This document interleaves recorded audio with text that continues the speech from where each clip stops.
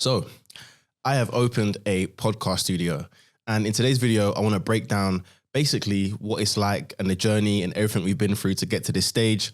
I'll try and keep this short and sweet, but early this year, well, actually for the last 18 months, I've always had the idea of opening a podcast studio. I wasn't sure what the format would be, what it would look like. And to be honest, I never really had like a strong idea of what I wanted to do. But I've been getting into all these videos about opening a studio business, and I just thought it makes sense.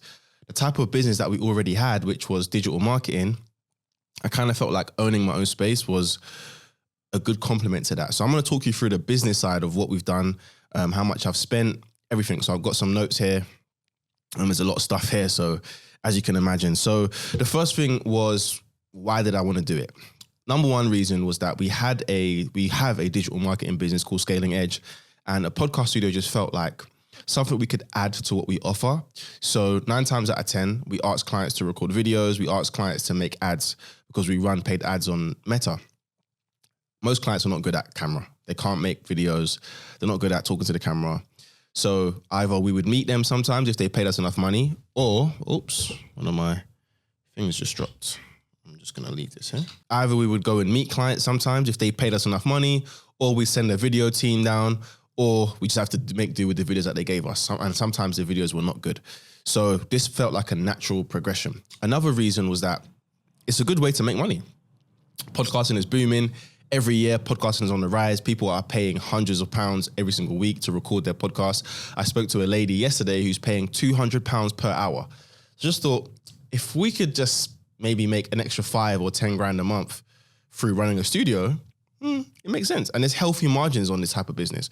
You know, you have to pay for a studio engineer to be here for an hour or two, click some buttons, run the cameras. It's good margins. So I just thought it makes sense. I never opened a brick and mortar business before, but that was why. So that's it really. Now let's get into what I've spent, or what we spent, because it's me and my business partner, and the investment. So the first thing is finding the location. Now I was in Colombia, so that made it a bit more difficult, but my business partner was here. I was scouting the internet. He wanted to open an office. I did not want to open an office really. I had more of an idea of opening a studio and then working from the studio. So with the two ideas combined, we basically, I found a place. So I was searching everywhere to try and find like a good place that we could convert into a studio and an office.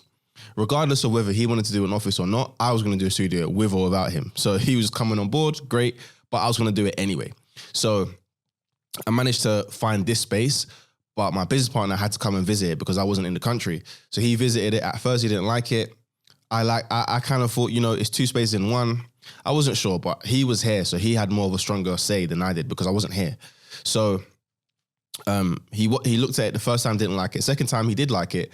And then we tried to structure a good deal with the landlord or the owner of the building. It's in a commercial, like, warehouse unit type of thing. There's other businesses and studios down the corridor.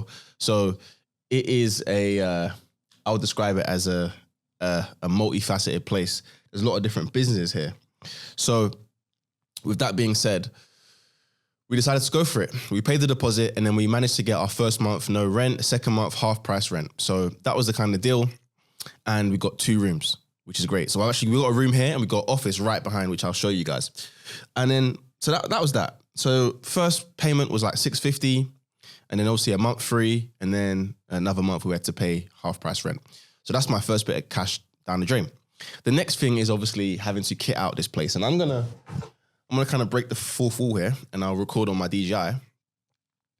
But as you can see, we've had to build quite the set. I'm gonna flip this around as well because you can see all the stuff here, all the tech. We even got a TV here as I'm recording with a timer. So there's a lot of tech. Obviously lights. My lights don't have my lights don't have a softbox, so we just upgraded our lights today, but the softbox comes tomorrow. So the light on this video might be pretty harsh. So with that being said, our expenses were a lot, and I'm going to count them up for you. First things first is the cameras. So luckily, I had my own camera, which is a Sony Z10, which is not a great camera, but it's more of a vlogging camera. If you're shooting content at home, it's not probably great for high production, but it gets the job done. My business partner had a Sony A7 III, which he was not really using that much anyway. And then we purchased a Sony FX30 and we got a great deal. We only spent like £700 on it.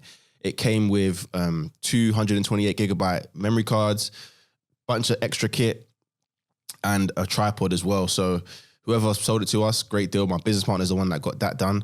So that was well worth it. The lenses, I already had 2 lenses that I'd paid for. So technically, these cameras and the lenses weren't an investment because I already had this stuff like for myself. So far we're at what, $750 spent. Now the next thing is obviously the microphone. So we got Rode Procasters. We got 2 of those that cost me £75 each, so $150 because we got them secondhand off of CEX with a 5-year warranty. And then I did have a microphone of my own just laying around in my house. It's an F-Duce microphone. Again, I'd already bought this before we did the podcast or before we was thinking about this, so I wouldn't count this as an expense, but this goes for like £55 on Amazon. It's a good mic. I still got mine at home as well, so I could bring it here if I needed to. The next thing was the Rodecaster Pro. So the Rodecaster Pro, it's the audio interface, that cost $250 secondhand. Again, from CEX, 5-year warranty. Then we got the OC Stream Deck, GoStream Stream Deck. It's like the Chinese version of the A10 Mini. That cost me $280. And then we got the lights. So we've got 2 Neewer lights. I don't know if that's how you say it, but Neewer, the brand Neewer. That cost me 230 quid. And then we got another light up here. We got another light up here, which I actually got on eBay, and this cost me about 70 quid. Plus I had to get the softbox, the lantern softbox. So that cost, another 30 quid, I believe. And then it's designing the place. These walls did not look like this. You see, if you guys can see the ceiling, which I'm gonna show you guys on my DJI, the ceiling, right? This ceiling is how the walls were. So the walls were absolutely terrible. And we had to plaster 3 walls. We didn't plaster this side because it was already done. So we had to plaster 3 walls. In total, it cost us about $6,000. So if we split it in half, it cost us about $2,000 to do this side. We had to do the office side as well. And then we had to get the chairs. We got the chairs off Facebook Market secondhand. We also got this off Facebook Market. I can't remember the price, but let's just say it was like $150, $200 in total. And then we got the stand. The stand cost me 60 quid. And then we got the panels. The panels cost us, we got 6 panels or 6 panels. That cost us another 6 times 3. So it cost us another like 150. The curtains were like 50 quid. And then we had to, and then also we had to get it painted, which was like another 500 to $1,000. So the investment has been pretty hefty. Luckily, we had some stuff like left over. We had stuff from our own house that we brought in. I got these tables for 20 quid. I got there's a carpet here that I got for like 30 quid off eBay. And then we had to bring in like these plants and stuff, which actually came from our houses. So that came from Michael's house. There's one over there that came from my house. And that's it. So that's quite a big investment. It's quite a big investment in terms of everything that we've got. And I'll throw in some videos here and there explaining everything that we've purchased in that time. So the next thing to actually talk about though is basically how are we going to market this and get it booked out. So I've gone back and forth with different strategies, and obviously our thing is digital marketing anyway. So it's kind of like a no-brainer. So the first thing that I wanted to do, especially for the first month of launching, is basically doing free trials.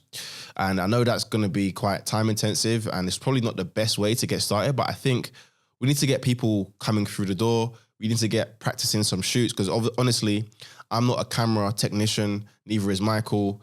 I'm not an audio technician, neither is Michael, but we've worked with cameras enough to be able to know we can put on a decent show and we can get people leaving here with some good quality footage. We know that much. But we are not cameramen. That's not our expertise. Our expertise lies in lead generation. So we know we can generate leads for the place, which we've already generated like 9 bookings. Like we're doing free trial bookings, right? So that's that. So we're starting off with free trial bookings and we're running paid ads to do that. Also, we're putting the space on all of the websites such as Tag Venue, Peerspace, Gigstar, all those type of websites. We've actually listed this space on those websites so people can make bookings on there. And then obviously we made sure that we've got a Google profile. We've made sure that we are available. We've got the website available, got the website up and running. We just used AI to build the website, and I'll put the link in the description on how that looks and how it works. And Then we've got word of mouth. So we're posting a lot of content on the Instagram of the studio, which is usually like a post every other day. Once we have people coming in here for free, we'll obviously be utilizing them using the studio and then obviously like posting that as content as well. So there's a bit of a strategy behind that.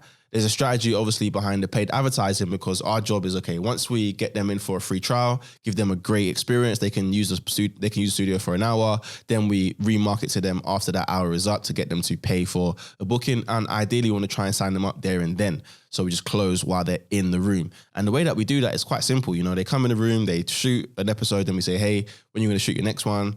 Who's editing your podcast? The next thing as well to monetize is also having the upsells. The upsells for us is editing, thumbnails, clips, and distribution. If they want full podcast distribution, we do offer that. So we distribute the podcast on YouTube, Apple, Spotify.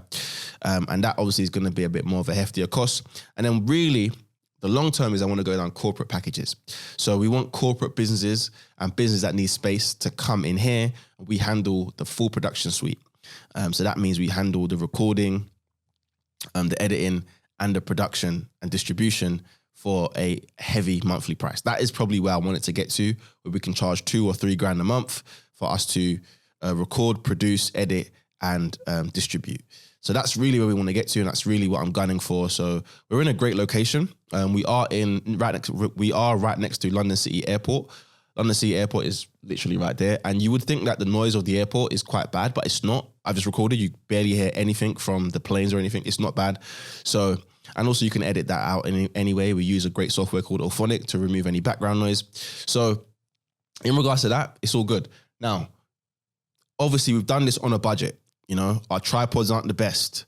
We've got 3 different cameras. So we've got a Sony FX30, we've got a Sony A7 III and a Sony Z10. They're all Sony though, so it's okay.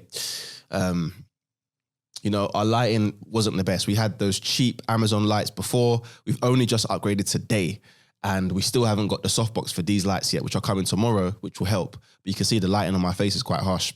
So there's still quite a lot to do. We only have 2 Rode Procasters, and I really need about 4 or 5. So if we ever get a booking where someone needs like 5 people, we can host 5 people. We'd have to use these 3 mics and then 2 lapel mics. But in an ideal scenario, I would want to have another one of these Procasters and not one of these. And then I also want to have more lapel mics, more wireless lapel mics to be able to host more people. Right now, we can only use wired lapel mics. So the reality is we can probably host 5 people, but I'd have to go and use Fat Llama to pick up an extra mic if someone makes a 5-person booking, which is quite rare, but can be done. Also, like the tables and stuff, we want like a bigger table, I'll be honest with you.